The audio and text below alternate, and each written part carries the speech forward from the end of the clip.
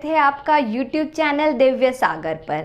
अगर आप इस चैनल पर पहली बार आए हैं तो चैनल को सब्सक्राइब कर लीजिए, क्योंकि इस चैनल पर आपको मिलती है बहुत ही इंटरेस्टिंग और अच्छी कहानियाँ। तो चलिए देखते हैं आज की कहानी।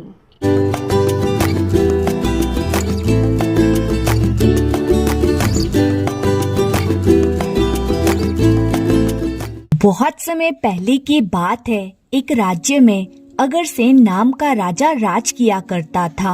उसके 4 बेटे थे जो बहुत ही बहादुर और प्रतापी थे। लेकिन सबसे बड़ा बेटा, जिसका नाम चंद्रसेन था, वह बहुत बहादुर होने के साथ साथ बहुत ही सुंदर भी था। उसकी पत्नी चंद्रप्रभा भी बहुत ही सुंदर और रूपवान थी। वे अपने आगे किसी दूसरी स्त्री को सुंदर नहीं मानती थी। एक दिन राजा अग्रसेन ने अपने बेटे चंद्रसेन को उसकी किसी बात पर नाराज होकर राज्य से निकाल देने का आदेश दिया। राजा का यह आदेश सुनकर सभी बहुत चिंतित हो गए। फिर चंद्रसेन अपने महल में गया और उदास होकर बैठ गया। चंद्रसेन को उदास बैठा देखकर उसकी पत्नी ने पूछा, प्राणनाथ, आप उदास क्यों हैं? आपका चेहरा इतना मुरझाया हुआ क्यों है? आप इस तरह से चिंतित क्यों हैं? तब चंद्रसेन ने सारी बात अपनी पत्नी को बताते हुए कहा कि पिता महाराज ने उसे देश निकाला दे दिया है। यह बात सुनकर उसकी पत्नी चंद्रप्रभा मूर्छित हो जाती है। फिर दासियों द्वारा चंद्रप्रभा पर गुलाब के पानी का छिड़काव किया जाता है। तब जाकर वो होश में आती है। होश में आने के बाद चंद्रप्रभा अपने पति राजकुमार चंद्रसेन से कहती है, आप मुझे छोड़कर परदेश चले जाएंगे। मैं आपके बिना कैसे जी पाऊंगी? मैं भी आपके साथ ही चलूंगी। तब राजकुमार चंद्रसेन कहता है, प्रिय, तुम मेरे साथ कैसे चल सकती हो? क्योंकि दूसरे देश में जाने पर अनेक प्रकार के संकट सहने पड़ते हैं और तुम नरम नाजुक महलों में रहने वाली रानी हो। महलों के बिना तुम कैसे रह पाओगी और तुम कैसे अनेक तरह के कष्टों को बर्दाश्त कर पाओगी? चंद्रसेन की बात को सुनकर रानी चंद्रप्रभा कहती है, स्वामी, आपके साथ होते हुए मैं कितने भी कष्ट सहन कर सकती हूँ, पर मुझे हमेशा आपका साथ चाहिए। मुझे महल के सभी सुख आपके बिना जंगल के दुखों से भी अधिक डरावने लगेंगे, इसलिए मैं भी आपके साथ चलूंगी। यह कहकर रानी चंद्रप्रभा रोने लगती है। रानी चंद्रप्रभा की आंखों में आंसू देखकर चंद्रसेन मन में सोचता है कि रानी चंद्रप्रभा मेरे बिना अकेले नहीं रह सकती, इसलिए मुझे इसको तड़पते हुए छोड़कर जाना सही नहीं होगा।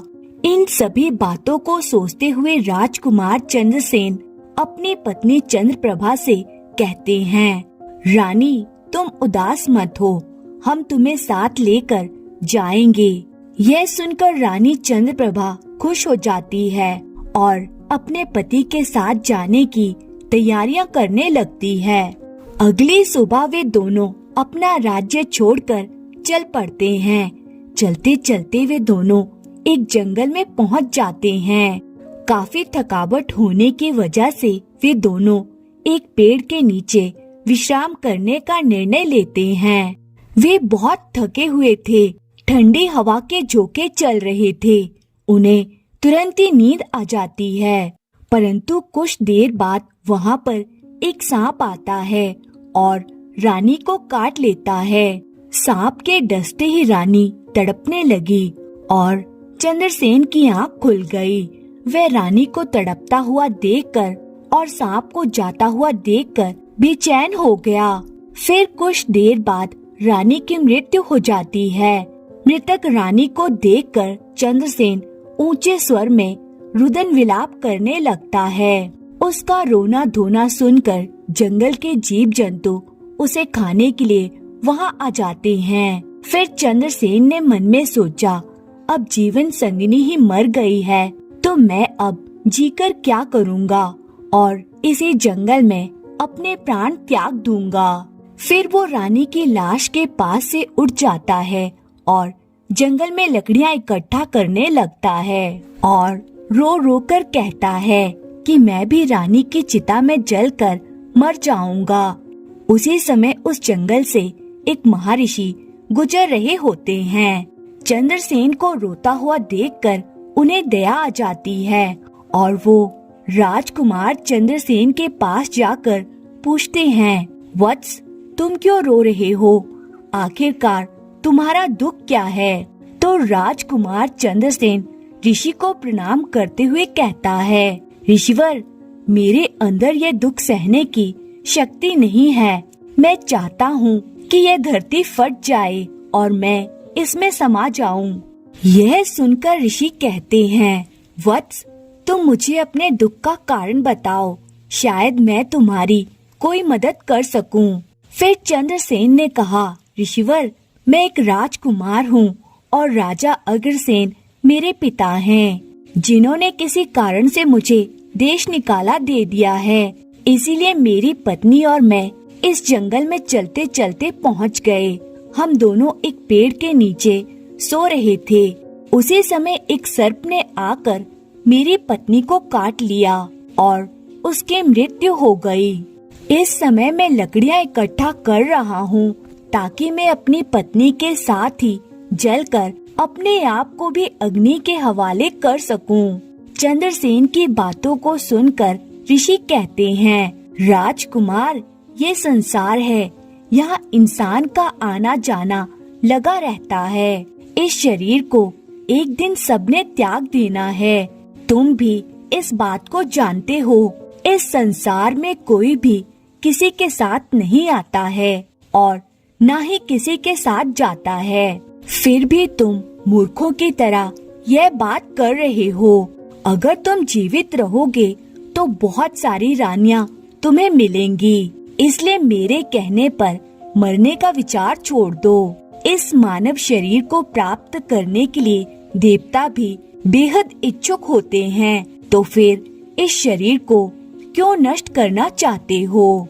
ऋषि की इस तरह की बातों को सुनकर चंद्रसेन कहता है, ऋषिवर, आपने जो कुछ कहा है वह सत्य है, किंतु ऐसी पतिव्रता पत्नी मुझे किसी जन्म में भी नहीं मिलेगी। इसलिए मैं इसके साथ ही मरूंगा। चंद्रसेन के ऐसे विचार सुनकर ऋषि यह बात जान जाते हैं कि ये अपनी पत्नी से बहुत प्रेम करता है और उसके बिना जी नहीं पाएगा। तब ऋषि ने चंद्रसेन से कहा, राजकुमार, तुम्हारी पत्नी को जीवित करने का केवल एक ही उपाय है। अब तुम मेरी बात को ध्यान से सुनो। यदि तुम इस उपाय को कर सकते हो तो तुम्हारी पत्नी जीवित हो सकती है।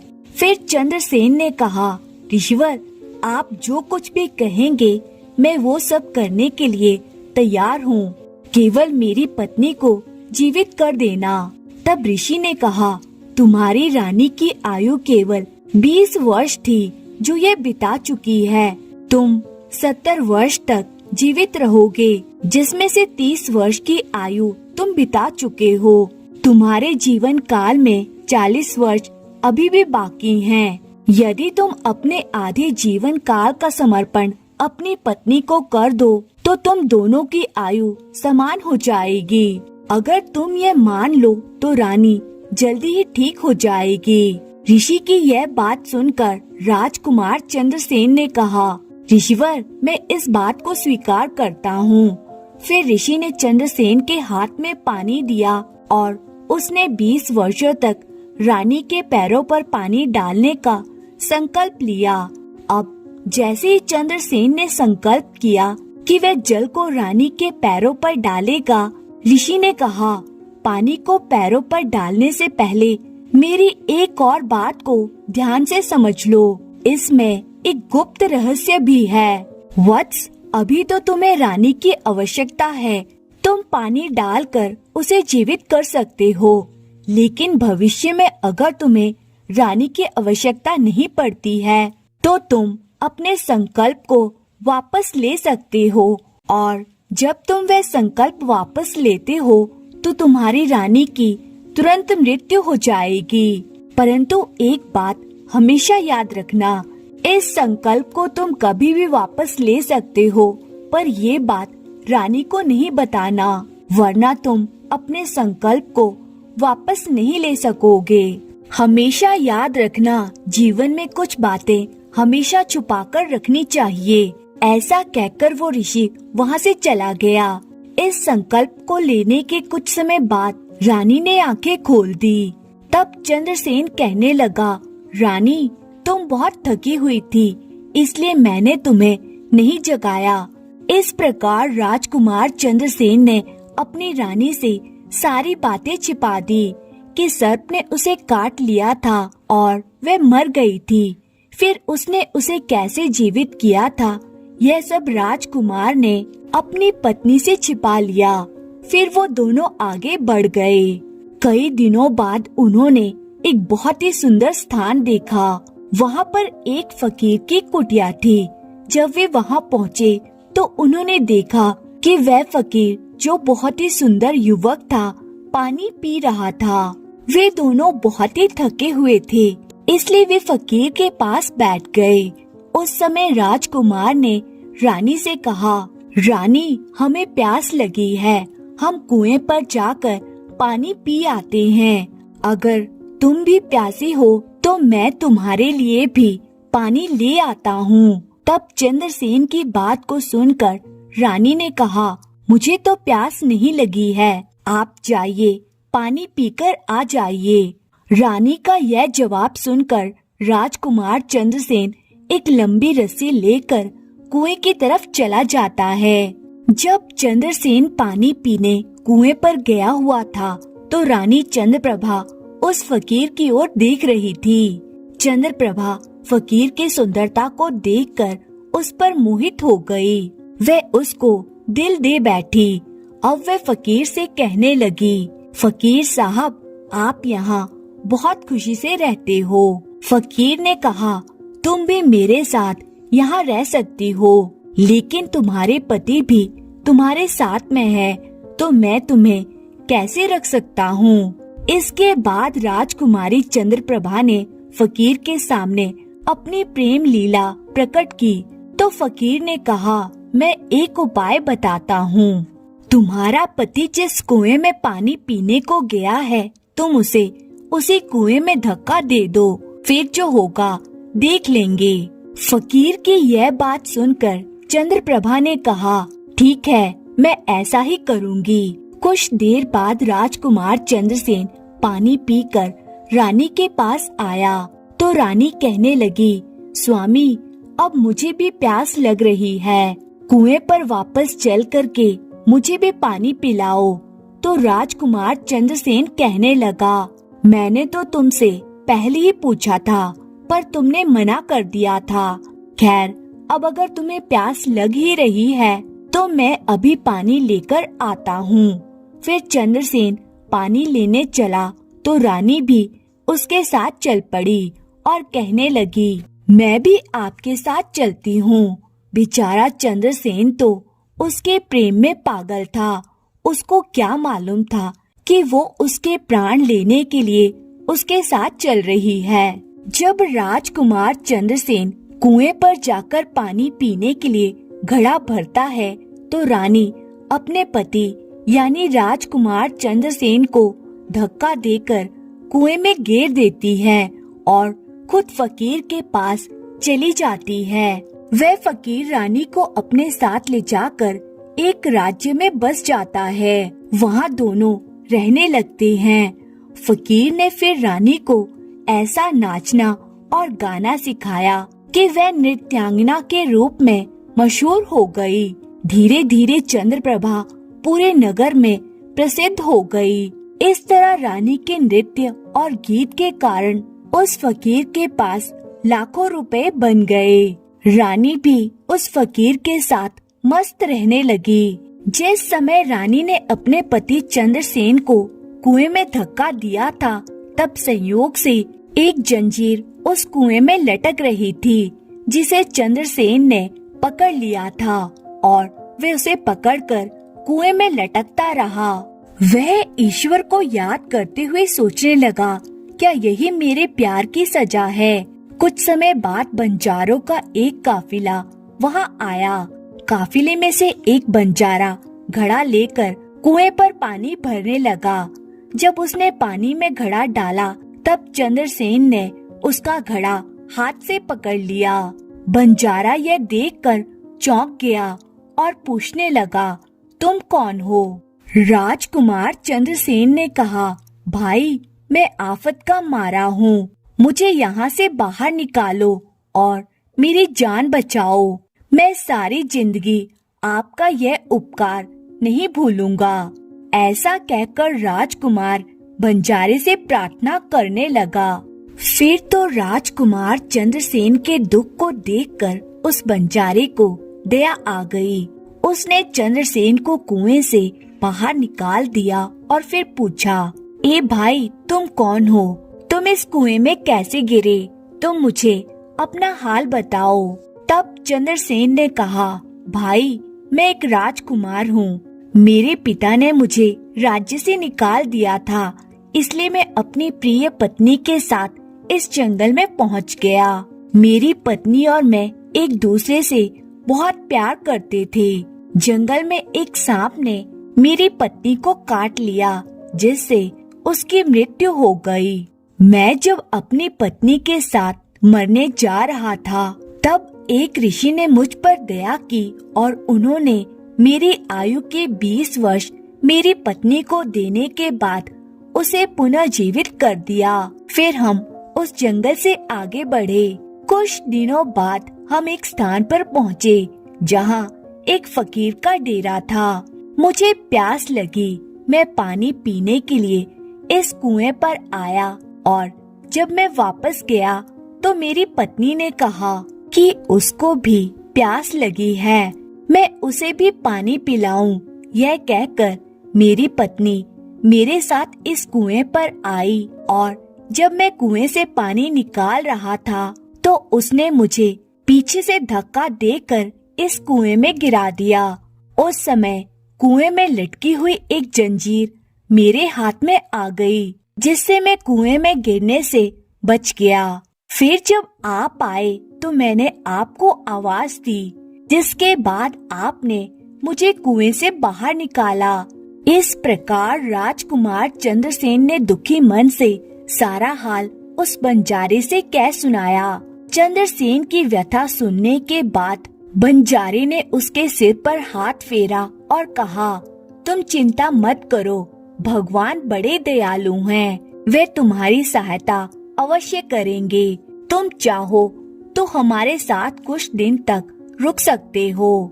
राजकुमार चंद्रसेन उन बंजारों के साथ रहने को सहमत हो गया।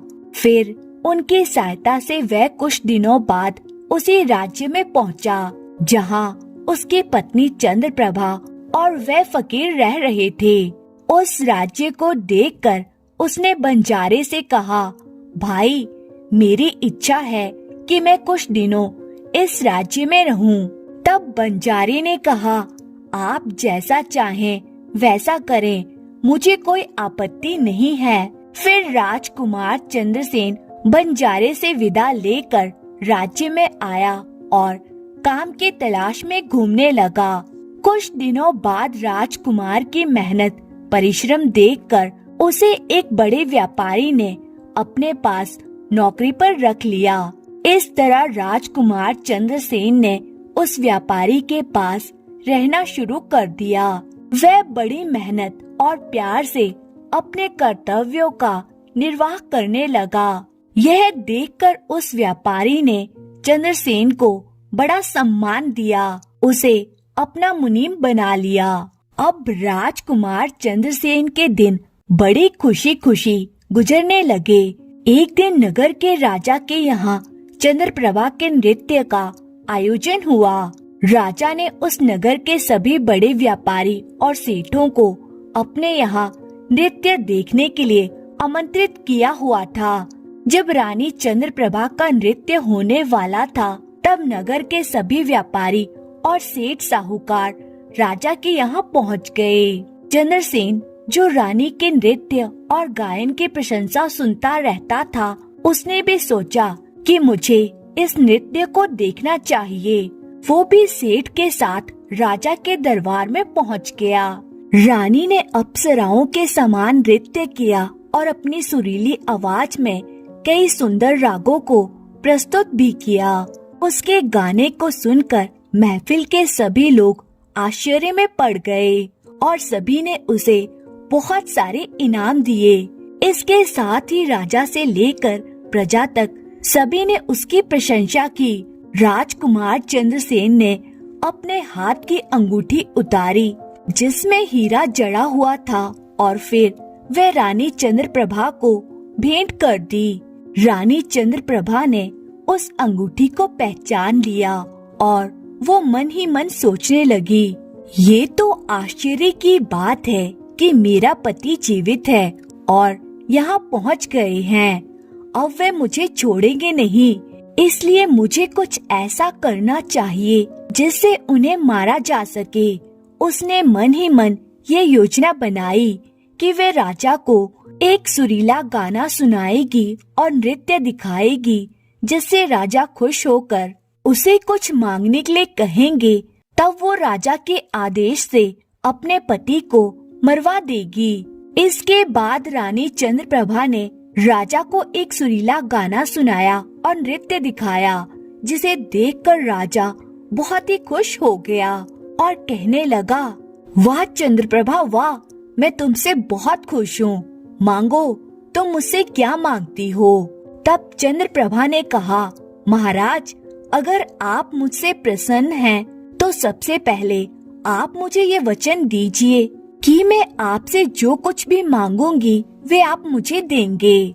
फिर राजा ने चंद्रप्रभा से कहा, हम आपको वचन देते हैं, आपकी इच्छा अवश्य पूरी की जाएगी। फिर चंद्रप्रभा ने कहा, महाराज, इस सभा में एक चोर है, कृपया आप उसे फांसी की सजा दें। राजा ने कहा, तुम उस चोर को मेरे सामने लाओ। चंद्रप्रभा ने चंद्रसेन का हाथ पकड़ा और उसे राजा के सामने खड़ा कर दिया।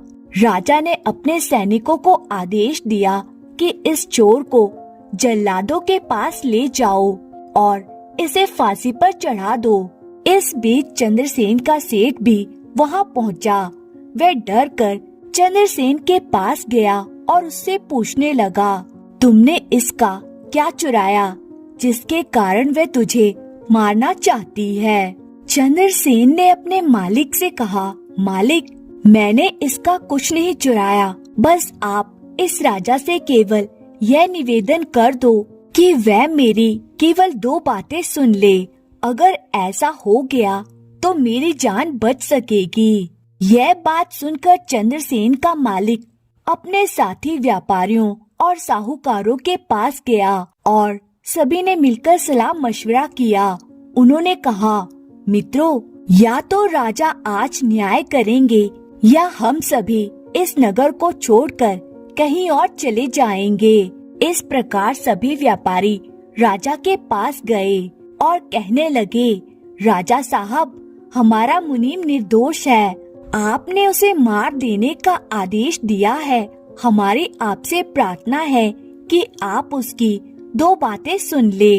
फिर भी आपको लगे कि उसने अपराध किया है तो आप उसे अवश्य ही फांसी दे दें, लेकिन उसकी 2 बातों को जरूर सुन लें। फिर राजा ने व्यापारियों की बात सुनकर कहा, ठीक है, अपने मुनीम को बुलाओ। चंद्रसेन को लेकर राजा के सामने लाया गया और राजा ने कहा, तुम जो कुछ कहना चाहते हो वो कहो। राजकुमार चंद्रसेन ने कहा, महाराज, मैंने क्या अपराध किया है जिसके कारण आपने मुझे मृत्यु दंड का आदेश दिया है? यह सुनकर राजा ने कहा, तुमने नर्तकी चंद्रप्रभा का कुछ चुराया है। चंद्रसेन ने कहा, नहीं महाराज, मैंने इसका कुछ नहीं चुराया है, बल्कि मैं तो इसका पति हूँ। ये मुझे कुएं में धक्का देकर एक फकीर के साथ चली आई है। महाराज, जब मैंने इसे उपहार के रूप में अंगूठी दी तो चंद्रप्रभा समझ गई कि बात बिगड़ रही है। तब चंद्रप्रभा कहती है, महाराज, मैं इसकी पत्नी नहीं हूँ, ये झूठ बोल रहा है। ये कौन है? मैं इसे जानती तक नहीं। ये तो एक चोर है, मैं सिर्फ इतना ही जानती हूँ। फिर राजकुमार चंद्रसेन ने कहा, महाराज, अगर ये मेरी पत्नी नहीं है तो वो सब कुछ जो मैंने रास्ते में छोड़ा था वह मेरी अमानत के रूप में वापस कर दे। फिर चंद्रसेन ने रानी की ओर देखा और उसकी अमानत को लौटाने की बात कही। चंद्रप्रभा ने यह बात स्वीकार कर ली। तब चंद्रसेन ने कहा, अच्छा चंद्रप्रभा, अब तुम अपने हाथों में पानी लो, हमारा न्याय इसी सभा में होगा। चंद्रसेन ने पानी लेकर जमीन पर रखा और कहा, वे वस्तु जो मेरे पास से चंद्रप्रभा को रास्ते में दी गई थी, मैं अब वापस ले रहा हूँ। रानी ने भी पानी लिया और कहा, जो वस्तु इसने मुझे रास्ते में दी थी, मैं अब इसे वापस कर रही हूँ। जैसे उसने अपने हाथों का पानी छोड़ा, रानी के प्राण छूट गए। यह दृश्य देखकर वहाँ मौजूद लोग हैरान रह गए। तो राजा ने चिंतित होकर चंद्रसेन से कहा, ये क्या हो गया? मुझे सारी सच्चाई बताओ। तब राजकुमार चंद्रसेन ने अपनी कहानी सुनाना शुरू की। अपने जीवन की सब घटनाओं को खुलकर बताते हुए उसे देश निकाले की सजा से लेकर अब तक की सभी घटनाओं को सुनाया। राजा ने सारी बात सुनकर चंद्रसेन को अपने गले से लगा लिया और अपनी बेटी की शादी चंद्रसेन के साथ कर दी। तो दोस्तों, आपको ये कहानी अच्छी लगी हो तो लाइक और कमेंट जरूर करें।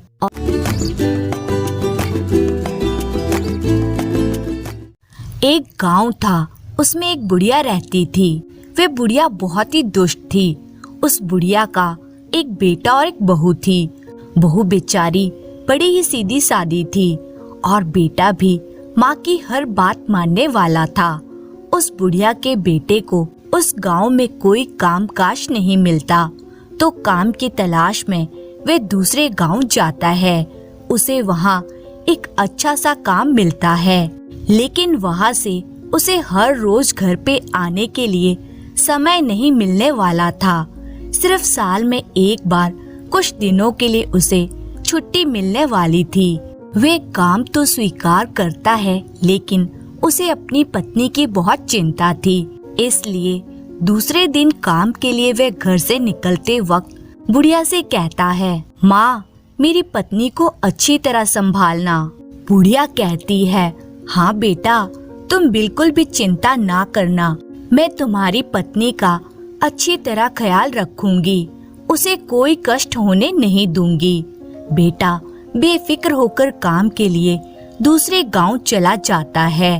बेटे के घर से जाने के बाद अब बुढ़िया का ही राज था। वे बहू को संभालती कहाँ, वह तो उसे जितना हो सके उतना सताना शुरू करती है। स्वयं पैर फैलाकर बैठती है और उससे घर खेत का सारा काम करवाती है। उसे पौ फटने से पहले उठाती है।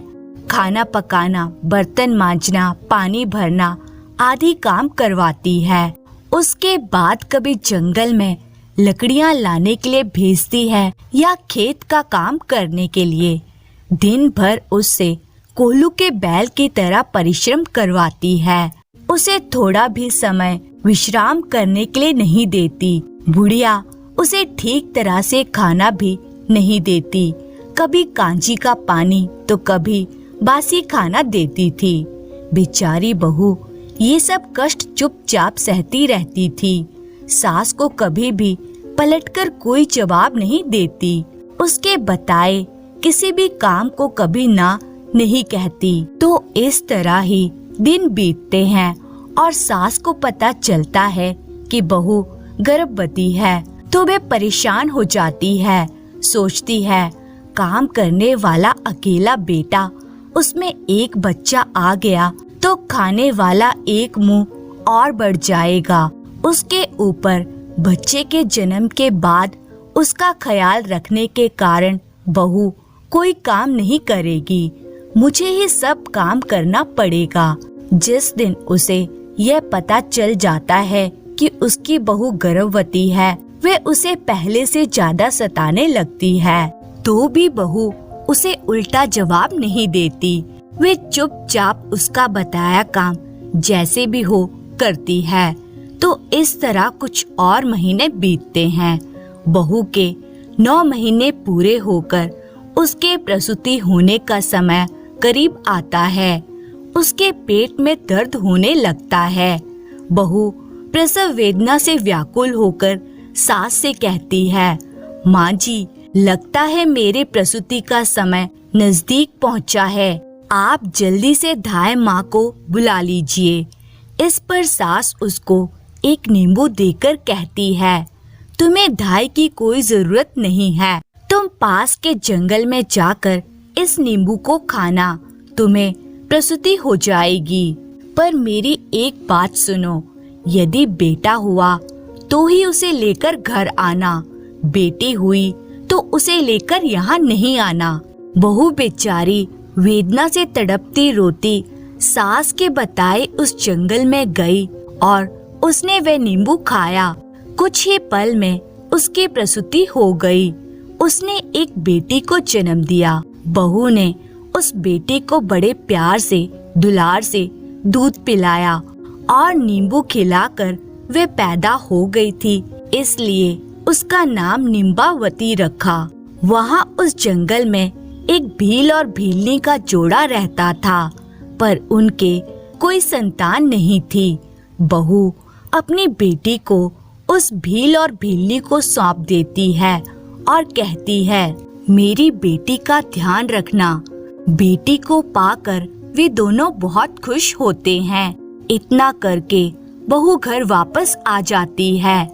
जब वे अकेली घर वापस आती है तो बुढ़िया समझ गई कि उसने बेटी को जन्म दिया था और वह उसके डर के मारे उसे जंगल छोड़कर आई है। वह बुढ़िया बहुत चालाक थी, बात को पलटती है। वे गांव में शोर मचाती है, मेरी बहू ने बच्चे को खा लिया, मेरी बहू बच्चे खाने वाली डायन है।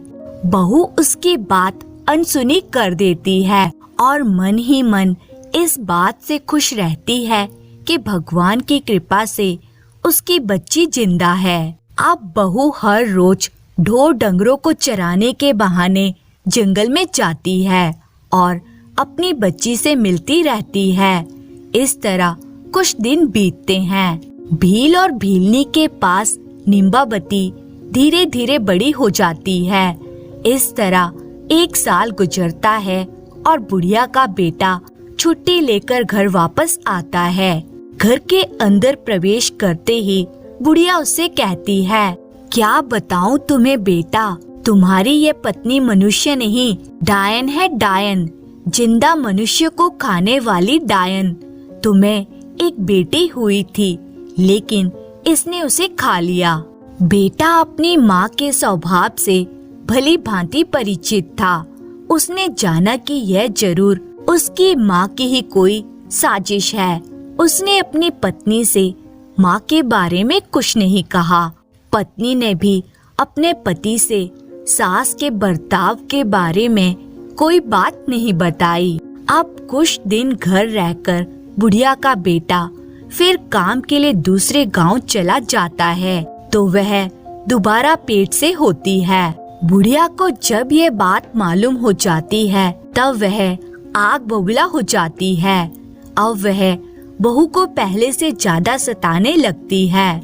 दूसरी बार जब 9 महीने पूरे हो जाते हैं और बहू को प्रसव वेदना शुरू हो जाती है, तो वे सास को पहले की तरह ही दाई को बुलाने के लिए कहती है। इस बार भी बुढ़िया दाई को नहीं बुलाती, बल्कि मुट्ठी भर जीरा लाकर उसके हाथ में देती है और कहती है, ये जीरा लेकर उस गांव में जाना और इसे खाना, तुम्हें प्रसूति हो जाएगी। बेटा हुआ तो उसे लेकर यहाँ आना, बेटी हुई तो उसे वहीं फेंक कर आना। तो सास के कहने पर बहू उस सुनसान जंगल में फिर जाती है। वहाँ जाकर जीरा खाती है तो कुछ ही समय में उसे प्रसूति होकर एक बेटी को जन्म देती है। वह उस बेटी को दुलारती है, दूध पिलाती है, उसका नाम जीरावंती रखती है और पहली बेटी को जहाँ रखा था उन्हीं को सौंपकर और ये कहकर कि मेरी बेटी जीरावंती का ध्यान रखना, वे घर वापस आ जाती है। अब बुढ़िया पहले से ज्यादा जोर जोर से चिल्लाकर गांव वालों से कहती है कि उसकी बहू ने इस बार भी अपनी बेटी को खा लिया है, वे चुड़ैल है। अब भी बहू उसके चिल्लाने को अनसुना करती है। गांव वाले भी उसके चिल्लाने पर कोई ध्यान नहीं देते। कुछ दिनों के बाद और 1 साल खत्म होता है। उसका बेटा वापस घर लौटता है। तब पहले की तरह बुढ़िया उससे बहू की चुगली करती है कि उसने बेटी को खा लिया है। बेटा इस बार भी चुप रहता है, ना माँ को कुछ कहता है, ना पत्नी से कुछ पूछता है। कुछ दिन घर रहकर वे वापस काम पर लौट जाता है। अब बहू तीसरी बार गर्भवती हो जाती है। इस बार भी सब पहले की तरह ही हो जाता है। इस बार बुढ़िया बहू को एक आम देती है। बहू उस आम को लेकर उस जंगल में जाकर खाती है तो वह एक और बेटी को जन्म देती है।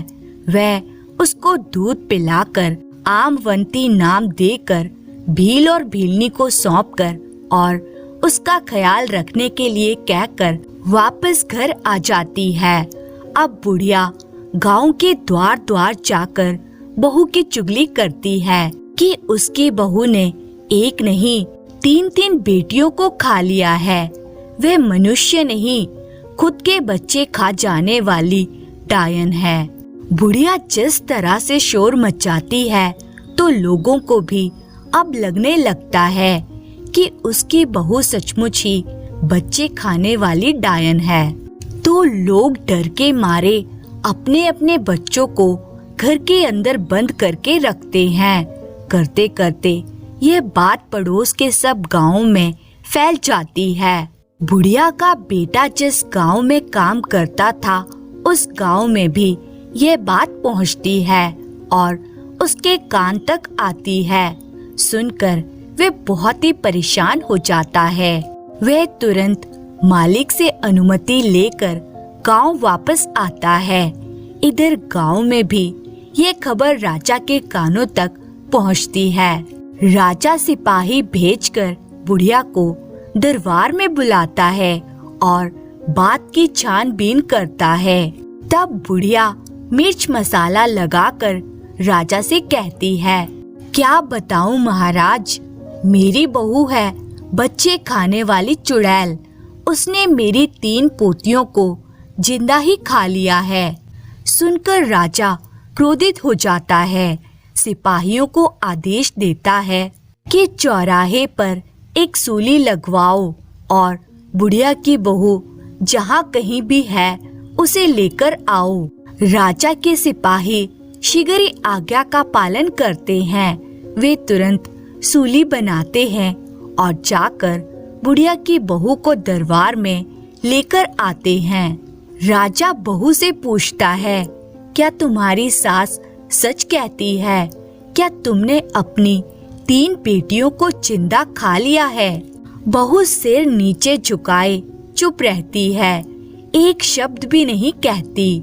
अब राजा को विश्वास हो जाता है कि जैसा कि बुढ़िया ने बताया है उसकी बहू ने अपनी बेटियों को खा लिया है। वह तुरंत सिपाहियों को उसे सूली पर चढ़ाने का फरमान देता है तो सिपाही उसे लेकर चौराहे पर जमा होते हैं। वहाँ राजा, प्रधान, सरदार और बाकी लोग भी इकट्ठे हो जाते हैं।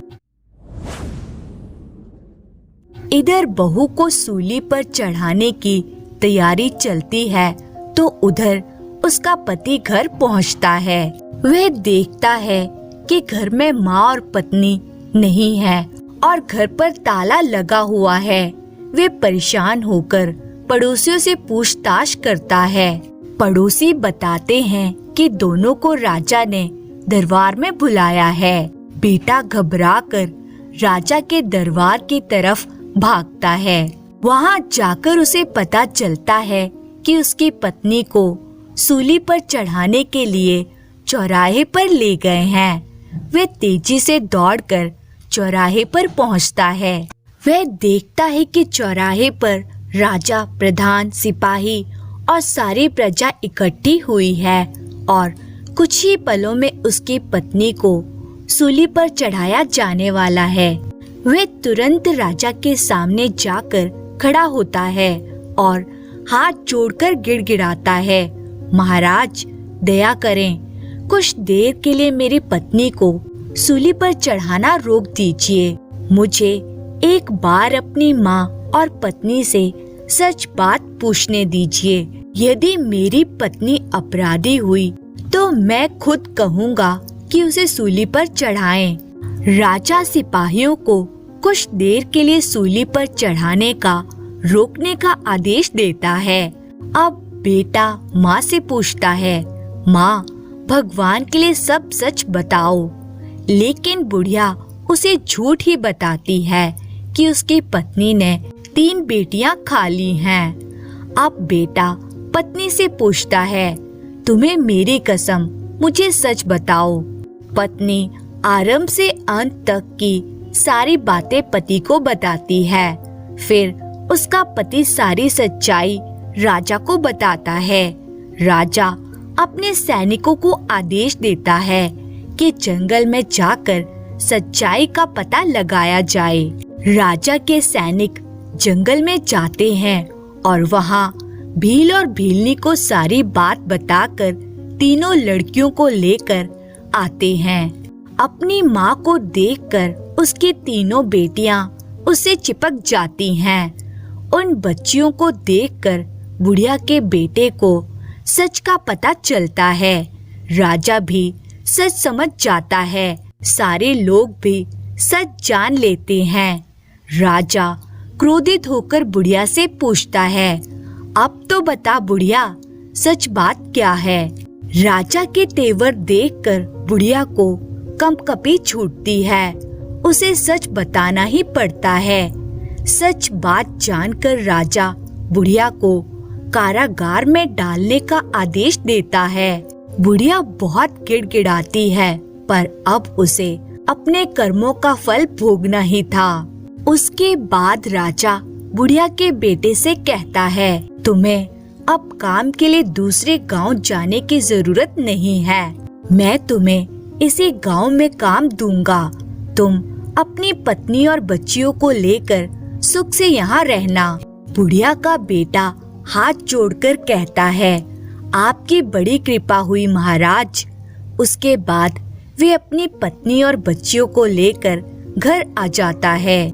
राजा अपने दिए हुए वचन के अनुसार 2-4 दिनों में बुढ़िया के बेटे को अपने राज्य में एक अच्छी सी नौकरी देता है। वे बड़ी ईमानदारी से उस नौकरी को करता है और अपनी पत्नी तथा तीनों बेटियों के साथ सुख शांति से जीवन बिताता है। धन्यवाद।